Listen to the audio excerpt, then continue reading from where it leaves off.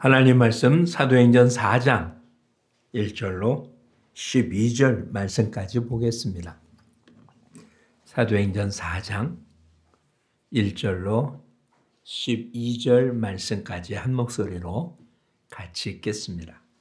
사도들이 백성에게 말할 때 제사장들과 성전 맡은 자와 사두개인들이 이르러 예수 안에 죽은 자의 부활이 있다고 백성을 가르치고 전함을 싫어하여 그들을 잡음에 날이 이미 저물었으므로 이튿날까지 가두었으나 말씀을 들은 사람 중에 믿는 자가 많으니 남자의 수가 약 5천이나 되었더라. 이튿날 관리들과 장로들과 서기관들이 예루살렘에 모였는데 대제사장 안나스와 가야바와 요한과 알렉산더와 및 대제사장의 문중이 다 참여하여 사도들을 가운데 세우고 묻되 너희가 무슨 권세와 누구의 이름으로 이 일을 행하였느냐? 이에 베드로가 성령에 충만하여 이르되 백성의 관리들과 장로들아 만일 병자에 행한 착한 일에 대하여 이 사람이 어떻게 구원을 받았느냐고 오늘 우리에게 질문한다면 너희와 모든 이스라엘 백성들은 알라. 너희가 십자가에 못 박고 하나님이 죽은 자 가운데서 살리신 나사렛 예수 그리스도의 이름으로 이 사람이 건강하게 되어 너희 앞에 섰느니라. 이 예수는 너희 건축자의 버린 돌로서 집 모퉁이의 머릿돌이 되었느니라. 다른 이로서는 구원을 받을 수 없나니 천하 사람 중에 구원을 받을 만한 다른 이름을 우리에게 주신 일이 없음이라 하였더라. 아멘. 올해 표를 함께 제창합니다. 나가 복음을 전하자. 오늘은 많은 것이 겹친 날이죠. 5월 8일 어버이날이기도 하고 5월 둘째 주는 교회 절기로는 어버이 주일로 지키기도 합니다. 근데 세상 사람들은 음력 4월 초파일을 더 많이 기억하는 그런 날이기도 하겠죠. 교회 절기에 따라서 오늘 어버이 주일이라 교회에서도 어버이 선물을 조금은 선물을 준비를 했습니다. 근데 말씀을 전하는 일에 이런 절기 때문에 말씀 전하는 것이 멈춰지거나 끊어지면 연결고리가 좀 없어서 주일에 걸맞는 말씀이 아닌 그냥 사도행전을 계속 봅니다. 그래도 어버이 주일, 어버이 부모에 관한 이야기는 조금은 다뤄야 되겠죠. 모세가 십계명을 가지고 신에서 내려올 때 두 돌판이라고 되어 있습니다. 실상 두 돌판에 뭐뭐가 적혀 있는지요, 얼마만큼 적혀 있는지 알 수는 없습니다. 왜냐하면 그것은 지금 현존하고 있지 않기 때문에. 근데 많은 이들이 표현하기를 한쪽 돌판에는 하나님에 관한 1계명부터 4계명까지가 기록되어 있을 것으로, 그리고 두 번째 돌판에는 5계명부터 10계명, 즉 사람에 관한 계명이 있을 거라고 생각이 되어집니다. 그렇다면 오늘 우리가 보았던 교동문의 맨 밑부분에 보면 에베소 말씀을 갖고 이렇게 표현합니다. 에베소에 내 아버지와 어머니를 공경하라. 이것이 약속이 있는 첫 계명이다. 수없이 많은 계명 가운데 부모를 공경하면 장수한다라고 하는 약속이 있어서 그런 약속이 있는 첫 계명이기도 합니다. 그런데 어떻게 보면 하나님이 아닌 사람을 향하여 주어진 계명의 첫 계명이 부모를 공경하라는 계명입니다. 우리가 여러 번 살펴보았죠. 하나님에 관계된 이야기에서 우리가 하나님께 직접 할 수 있는 것이 없습니다. 왜냐하면 하나님은 영이십니다. 볼 수도 없고 만질 수도 없고 느낄 수도 없고 깨달을 수도 없습니다. 육을 갖고 있는 우리는 영의 존재를 믿음이라고 하는 것 이외에는 알 수 있는 방법이 전혀 없습니다. 그러니 영이신 하나님을 육을 갖고 있는 우리들이 사랑하고 혹은 그 사랑을 깨달을 수 있는 하나님 만든 그와 같은 제도가 부모라는 거죠. 즉 부모를 공경하는 것은 육신의 모습이긴 하지만 영적인 모습에서는 그게 영이신 하나님을 사랑하는 이 땅의 육신을 갖고 있는 우리의 삶의 방편인 거예요. 물론 영이신 하나님은 완전하기 때문에 잘못된 것이 존재하지 않겠지만 육신의 부모는 온전하지 않습니다.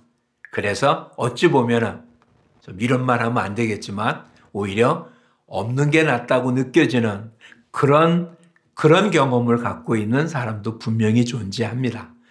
남보다도 못하고 오히려 부모가 더 고통스러운 존재라고 인식되어지는 그런 가정도 분명히 이 땅에는 존재합니다. 그러나 분명한 거 하나는 있죠. 부모를 통해서 이 땅에 존재하게 됐다는 거예요. 이거는 어떤 경우도 뒤집을 수 없는 분명한 사실이잖아요. 그러니까 하나님과의 우리의 관계에서도 믿음을 제대로 갖고 있지 않으면 하나님을 인식할 수도 없고 하나님에 더 좋은 그와 같은 것만 갖고 있을 수는 없습니다.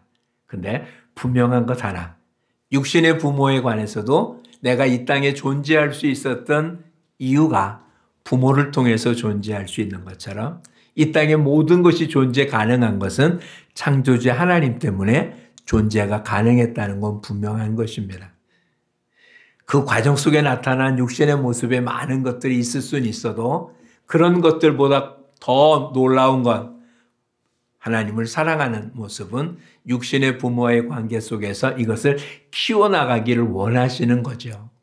그러니 오늘 저와 여러분의 삶의 육신의 부모의 모습이 아니라 그 너머에 계시는 하나님 아버지를 보는 우리 모두가 되기를 축복합니다. 또한 부모된 입장에서도 마찬가지예요.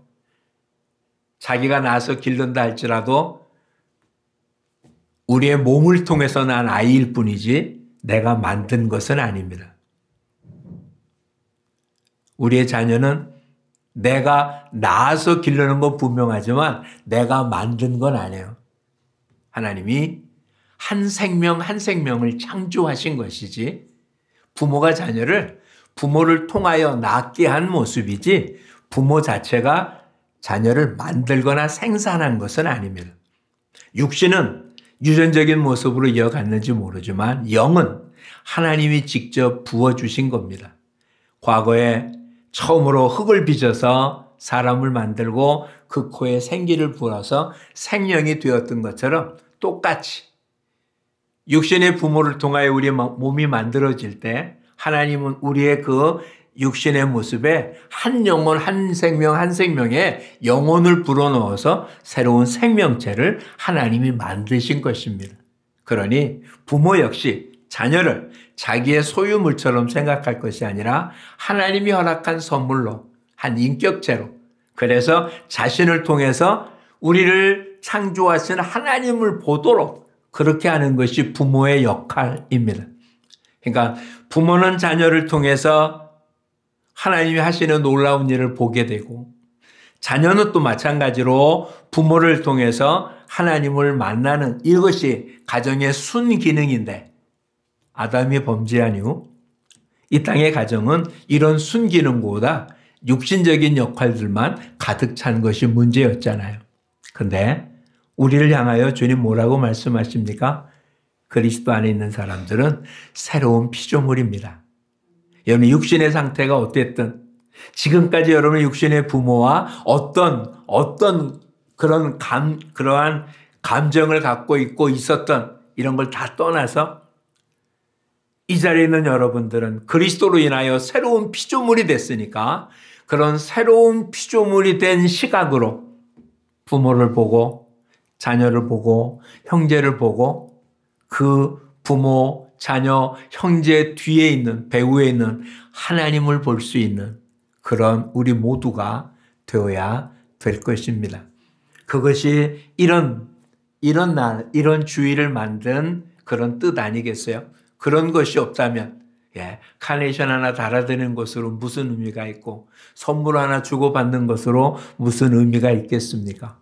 이 일을 통해서 창조주 하나님과 그의 사랑을 육신의 부모와 자녀들을 통해서 더 많이 느끼는 그런 모습이 되기를 축복합니다. 오늘 우리가 보는 사도행전 4장은 3장의 연속으로 볼 수 있습니다. 3장에 엄청난 기적의 현장이 있었잖아요. 오순절 성령의 다락방에 성령의 기름을 부어는 제자들은 제9시 기도 시간에 성전 미문 앞에 앉아있던 안진뱅이가 예수 그리스도의 이름으로 나음을 때문에 온 모습이 다 혼란스럽게 됐고 많은 사람들이 모여서 그를 찬양하고 그럴 때 정말 엄청났죠. 그 설교로 인하여 3,000명이나 되는 사람이 예수를 믿는 역사가 있었고 병자가 낫고 그것이 그냥 어느 한 구석에서 일어난 게 아니라 그렇게 난 사람이 성전 안에 들어가서 뛰기도 하고 걷기도 하면서 찬양하자 모든 사람이 목도할 수 있었다. 더구나 이때가 어느 때였습니까? 오순절이라서 각 곳에서 지금 예루살렘에 잔뜩 모여있는 우리로 쉽게 생각하면 이렇게 생각하면 됩니다. 지금은 좀 안 그렇지만 과거에 장날을 한번 생각해 보면 됩니다. 5일장이 열리는 그곳에 평상시에는 아무것도 없는 공간이었는데 장날에는 장사하는 사람, 사러 온 사람, 구경 온 사람 하여튼 뭐 시끌벅적했던 그때 지금 안진뱅이가 일어난 사건이 있었던 것이고 그것을 다 목도해서 엄청나게 많은 사람들이 교회에 몰렸고 부흥이 됐습니다. 근데 오늘 본문 그런 때 어떤 일이 생겼다고요? 제사장, 성전 맡은 자, 사두개인들이 예수가 죽은 자 가운데 부활했다고 전하는 것을 그렇게 전해지는 게 듣기 싫어서 3절, 2절과 3절 그들을 잡아다 그들을 옥에 가두었다. 이런 얘기잖아요. 한 50일 전쯤에 어떤 일이 생겼습니까? 겟세마네 동산에서 기도하고 내려오던 예수님을 그냥 잡아다가 가두고 그대로 그날, 그 다음날 십자가에 죽게 했던 사람들입니다. 근데 그런 사람들이 지금 베드로와 이런 사람들을 지금 붙잡아다 가둬놨는데 다른 게 있다면 해가 저물었기 때문에 이 사람들 해지면 안 움직이거든요. 재판도 안 되고. 그러니까 해지니까 어쩔 수 없어서 옥에 가두고 그 다음날 신문한 장면이 오늘 본문입니다. 교회가 부흥되자 위기가 닥쳤습니다. 그 교회의 가장 중요한 지도자인 베드로가 어느 날 그냥 잡혀간 거예요. 한 50일 전의 이야기가 기억이 되겠죠. 예수님 벼랑간 잡혀가서 그들 생각할 때는 이제 이때 올라가면 좀 왕이 될 거라고 생각했던 예수님이 아무런 예고 조치도 없이 붙잡혀가고 재판 같지도 않던 재판을 받고 십자가에 죽었던 일이 40일, 50일 전입니다. 근데 그렇게 지금 베드로가 잡혀갔고 그리고는 옥에 갇히는 그런 일이 생겼습니다. 재판다운 재판도 하지 않을 게 뻔하고 본인들도 그렇게 죽을 거라고 생각하게 됐고 교회 지도자들, 사도들도 아마 50일 전이었다면 다 도망갈 수밖에 없었던 그런 상황입니다. 근데 4절을 한번 읽어볼까요? 말씀을 들은 사람 중에 믿는 자가 많으니 남자의 수가 약 5천이나 되었더라. 너무 아이러니하지 않습니까? 예수님이 잡힐 때는 어떻게 했습니까? 뿔뿔이 흩어져 갖고 아무도 곁에 없었었습니다. 거의 비슷한 상황이 됐어요. 예수 그리스도를 따랐던 그의 제자들이 잡혔는데 그렇다면 교회가 뿔뿔이 흩어졌어야 되는데 오히려 교회는 어떻게 했다고요? 믿는 자의 수가 5천이나 늘었다. 뭐가 다른 건가요? 예수님이 잡혔을 때와 지금 사도 베드로가 잡혔을 때 거의 비슷한 상황인데 예수님 잡혔을 때는 다 흩어졌던 자들이 오히려 베드로가 잡혀가는 상황에서는 오히려 믿는 자의 수가 더 늘었다. 도대체 뭐가 변화됐습니까? 바뀐 게 뭐였습니까? 성령의 임하심. 이에 다른 게 아무것도 없었습니다. 그렇죠? 예수님이 잡히시고 돌아가시고 부활하시고 그리고 성령이 임하기 전까지는 다 두려워했던 존재들이었고 주변의 사람들도 그렇게 따르던 사람들조차도 예수를 죽이라고 외치는 그런 청중으로 바뀌었던 사람들이었는데 이게 지금 1년 뒤, 2년 뒤가 아닙니다. 그런 일이 있은 지 50일도 안 됐던 2달도 안 된 뒤에는 똑같은 일이 벌어졌는데 오히려 믿는 자의 수가 늘었다. 이게 성령의 역사인 거예요. 저와 여러분 안에 있는 성령님이 그런 일을 하시는 거예요. 다른 게 있다면 그 성령님을 우리 안에서 소멸시키거나 그 성령님이 활동할 수 있도록 그런 환경을 만들어주지 못하고 그를 억압하고 있느냐. 그 성령님이 마음껏 활동할 수 있도록 자신의 몸을 내어드리느냐. 이 차이만 있을 뿐인 거예요. 같은 성령님이 저와 여러분 안에 계신 거예요. 그런데 한 게 뭐가 있습니까? 베드로가 엄청난 일을 한 건 분명하지만 그건 한 사람에게 행한 거에 불과하고 다른 사람은 예수 그리스도가 부활했다라고 하는 내가 그 일의 증인이라고 한 것 이외에는 딴 게 없잖아요. 오늘 본문을 다시 보세요. 4절. 안진뱅이가 일어난 그 엄청난 기적을 보고 믿는 자가 늘었다고 되어 있습니까? 4절을 다시 한번 읽어볼까요? 말씀을 들은 사람 중에 믿는 자가 많으니. 누구가? 말씀을 들은 자 중에. 그 로마서 말씀이 기억나지 않아요? 믿음은 뭐에서 난다고요? 들음에서 납니다. 뭘 들읍니까? 말씀을 듣잖아요. 그러면 어떻게 듣습니까? 누군가가 전해줘야 듣는 거잖아요. 그렇죠? 그 누가 전해줍니까? 누구나 전해주면 다 듣습니까? 이 나중에 보겠지만 빌립보 지방에 갔던 바울의 이야기가 나옵니다. 귀신 들려 점치는 여인이 바울 뒤를 따라다니면서 계속 외칩니다. 저는 지극히 높으신 하나님의 종이라고. 맞는 말이잖아요. 사도 바울은 지극히 높으신 하나님의 종으로 전 세계 다니며 복음을 전하고 있는 일꾼이잖아요. 근데 그곳 사람이 다 알아요. 근데 그렇게 얘기하는 사람이 뭐한 사람이었다고요? 귀신 들려 점치는 여인이에요. 말을 멋있게 한 건데 그냥 우리식으로 얘기해 보세요. 어떤 사람이라고요? 미친년이라고요. 그가 한 말은 맞는 말인데 전하는 사람이 어떤 사람이었어요? 점치는 것 말고는 다른 건 하나도 별 볼 거 없는 사람이니 그가 한 말이 맞냐 틀리냐는 그가 말한 말의 내용이 아니라 그가 어떤 사람이냐가 중요했던 거예요. 저와 여러분도 하나님 말씀을 전합니다.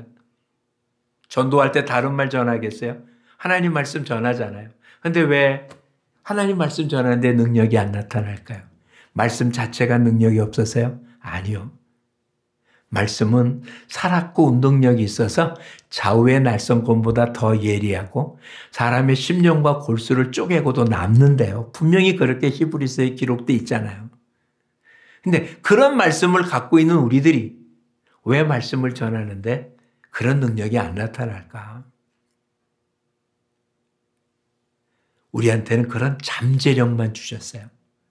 그 잠재력을 활용하는 건 저와 여러분의 신앙생활에 달려있는 거예요. 베드로가 지금 이전에 뭐라고 설교했습니까? 이 남자가 난 게 뭐 갖고 난 게 아니라고요? 우리의 능력이나 우리의 경건으로 난 게 아니다 라고 이야기했죠. 그럼에도 불구하고 하나님의 능력은 경건한 사람을 통해서 나타나는 거예요.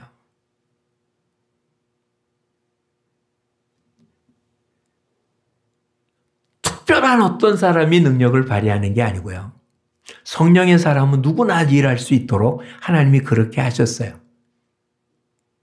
우리 모두는 성령의 사람들이라고 말씀드렸잖아요. 성령이 아니고서는 예수님을 주라 시인할 수 없으니 우리가 예수님을 주라고 시인했다는 얘기는 내 안에 성령님이 계시다는 증거잖아요. 근데 성령님이 내 안에 있는데도 우리의 능력은 그거의 100분의 1, 1000분의 1, 만분의 1도 사용하지 못하고 있는 게 문제인 거예요. 신앙생활이 뭘까? 없는 능력을 만들어내는 게 아니고요. 하나님이 우리에게 주신 이 성령의 능력을 우리의 삶 속에서 활용할 수 있도록 하는 게 경건의 훈련인 거예요. 그걸 예수님 뭐라고 말씀하셨습니까? 기도 외에는 이런 유가 나가지 않는다고요. 기도가 뭐 하는 걸까요? 즉 우리를 경건한 삶으로 이끌어가는 그와 같은 힘이 기도인 거죠. 그것이 없으면 안 되는 건데 다시 표현해 보자고요. 이 안진뱅이가 났던 그 현장이 어떤 현장이었습니까? 제9시 기도 시간에. 그냥 성전이 아니에요. 그 시간에 베드로가 왜 올라갔습니까? 기도하러. 그때 능력이 나타난 거잖아요. 저와 여러분 안에 있는 성령님이 우리를 그렇게 활용하기를 원하십니다. 근데 그렇게 활용할 때 또 나타나는 일이 뭐라고요? 핍박하고 힘들게 하고 고통스러워하는 게 외부 세력이 아니에요. 이들을 잡은 자가 누구였습니까? 제사장, 성적 맡으니, 사두개인. 종교 지도자들이잖아요.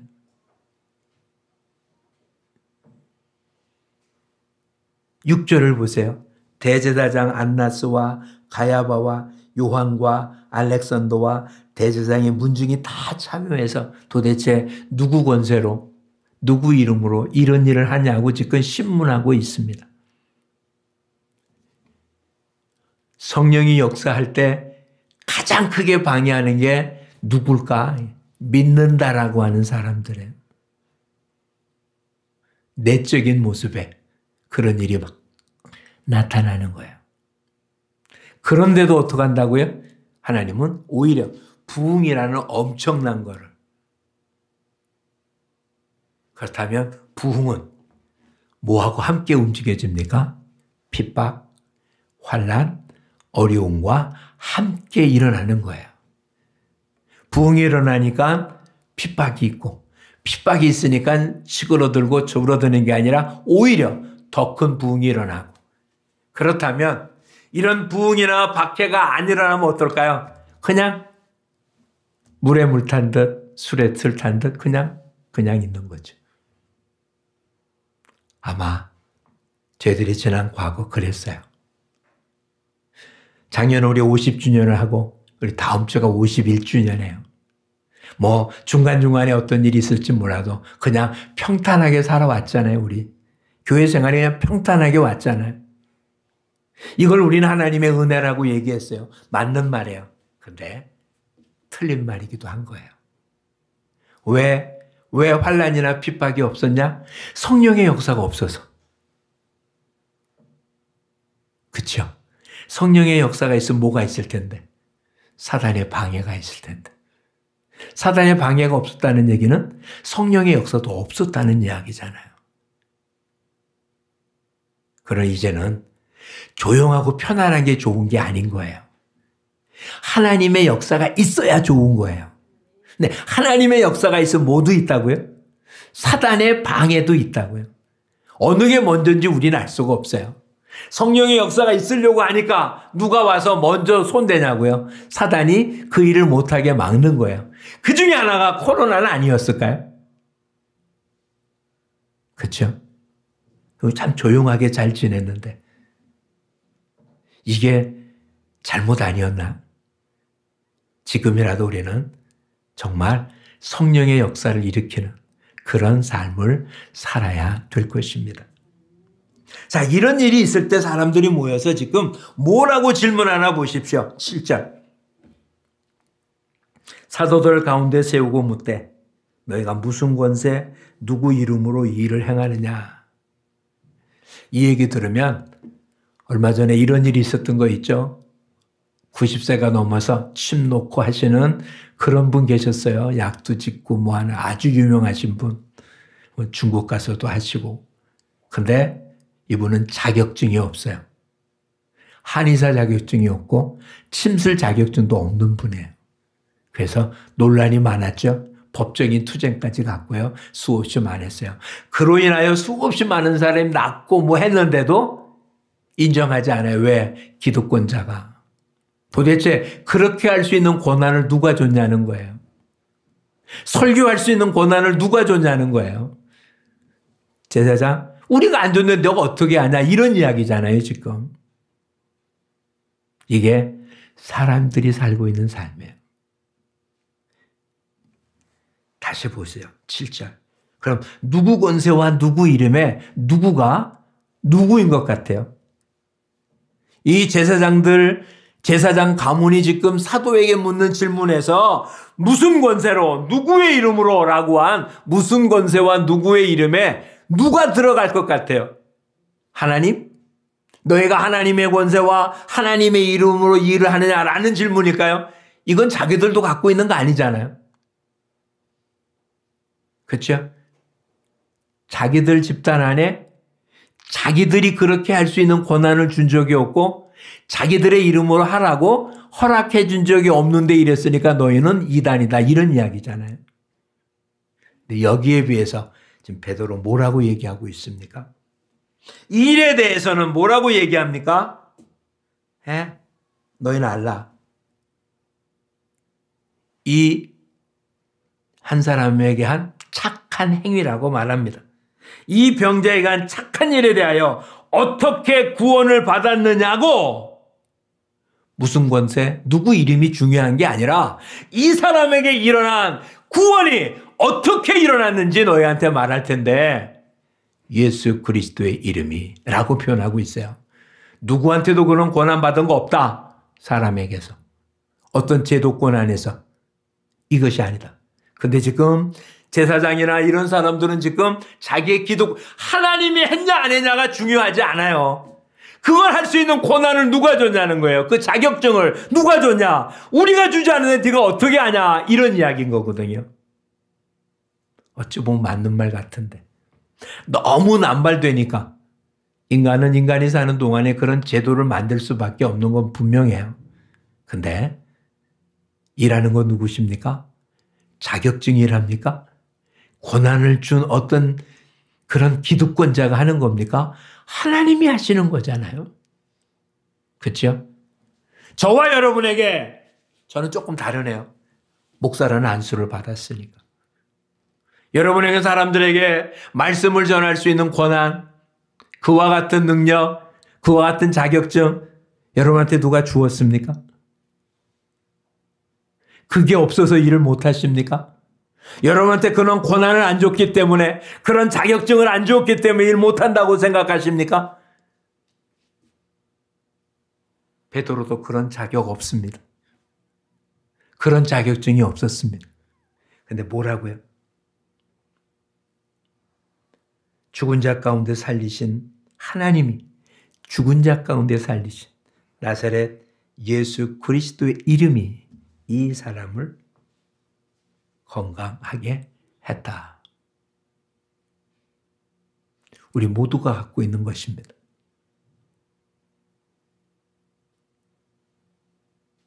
제도권에 휘둘리지 말고요. 주님이 여러분에게 준 나사렛 예수의 이름으로 주의 일을 하는 우리 모두가 되기를 축복합니다. 12절 말씀을 같이 읽습니다. 이것보다 중요한 말씀은 없습니다. 같이 읽어보겠습니다. 다른 이로서는 구원을 받을 수 없나니 천하 사람 중에 구원을 받을 만한 다른 이름을 우리에게 주신 일이 없음이라 하였더라. 어떤 권한이 사람을 살리지 못합니다. 어떤 자격증이 생명을 연장시켜주지 못합니다. 누구만 할 수 있다고요? 나사렛 예수 그리스도의 이름입니다. 그 이름이 어떤 의미라고요? 하나님께서 살리신 그 이름이. 그러니까 사도 베드로 이 안진뱅이 앞에서 뭐라고 얘기했습니까? 은과 금은 내게 없거니와 내게 있는 것으로 내게 주노니 나사렛 예수의 이름으로 일어나 걸어라. 누가 고난을 주었습니까? 아무도 안 줬죠. 그렇죠? 그 당시에 제도권이 줬습니까? 안 줬습니다. 지금 베드로를 막는 일이 하나님의 일이 아니기 때문에 막고 있습니까? 자기들이 세운 제도권 안에 있지 않다고 막는 거잖아요. 그럼 하나님의 일입니까? 사람의 일입니까? 자기 제도권 안에 있다는 건 사람의 일이잖아요. 사람의 일. 그렇죠? 하지 말라는 걸 안 하면 됩니다. 여러분 보고 서서 설교하라는 걸 문장 안 하면 됩니다. 근데 나사렛 예수의 이름으로 구원을 전하는 일은 누구도 막을 수 있는 권한이 이 땅에 없습니다. 그 일을 위해서는 우리가 목숨을 걸어도 됩니다. 다른 이로서는 구원 얻을 수 없습니다. 저와 여러분이 구원 얻은 것도 그 나사렛 예수의 이름으로 구원을 얻은 것입니다. 그러기에 우리가 그들에게 줄 수 있는 것도 역시 이것입니다. 그렇죠? 저와 여러분은 아무런 힘이 없을 수도 있지만 저와 여러분 안에 있는 나사렛 예수 그리스도의 이름은 죽은 자를 살리십니다. 병든 자를 고치십니다. 슬픔에 빠진 자를 회복시키십니다. 그 이름, 이것보다 소중한 일이 없는 그 이름을 이제 마음껏 자랑하는 저와 여러분이 되기를 축복합니다. 아까도 말씀드렸잖아요. 우리가 전한 말이 틀려서 그 사람들이 우리 말에 귀 기울이지 않는 게 아니라 우리 꼴을 보고 우리가 전하는 말의 진위를 그렇게 평가를 내리는 거예요. 한번 이렇게 살펴보십시오. 정말 허름하게 입은 사람이 반짝반짝 빛나는 귀걸이를 했습니다. 다 뭐라고 얘기할까요? 다 모조품이라고 하겠죠. 정말 귀비운이 큐빗을 꼈습니다. 사람들이 뭐라고 할까요? 자, 얼마나 큰 명품일까라고 말하겠죠. 그 자체의 진위보다 어떤 사람이 그걸 하고 있느냐에 따라서 달라집니다. 지금은 안 가봐서 모르지만 중국에 아주 짝퉁만 담당하는 그런 곳이 있었습니다. 우리나라 동대문 시장보다 몇 배나 더 큰 데가 전부 다 짝퉁만 파는 곳이래요. 거기는 없는 게 하나도 없습니다. 순전히 거기에서 가장 비싼 걸 갖고 오면은 우리나라에 들어온 뒤에 서비스 맡기면 해준대요. 진품과 가품을 구별을 거의 못한답니다. 근데 어떻게 구별하냐? 누가 갖고 왔냐로 구별한대요. 누가 갖고 왔냐고.